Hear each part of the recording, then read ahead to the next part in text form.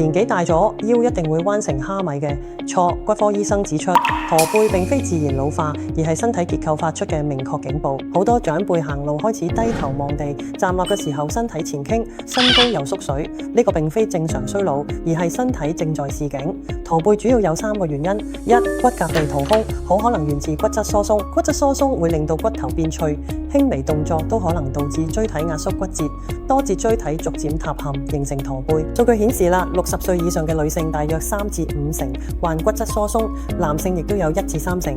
二、緩衝墊失效，即係椎間盤退化。椎間盤就好似彈簧咁保護脊椎，隨年齡增長會脫水變薄，失去彈性，身體為減輕壓力會本能前傾，形成惡性循環。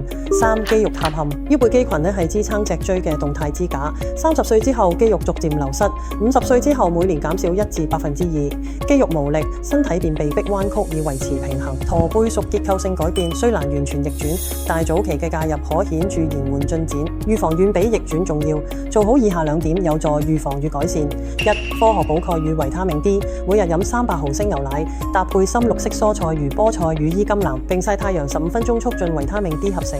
50歲以上可以根據醫囑每日補充800單位維他命 D。二、針對性訓練，3個動作強化腰背肌，靠牆站、後腦、肩胛骨、臀部貼牆，每日3組，每組5分鐘。臀橋訓練，平躺抬臀，強化核心同腰背肌群。游水或者水中步行，利用浮力減輕脊椎壓力。駝背非一日形成，建議50歲之後每年檢測骨密度。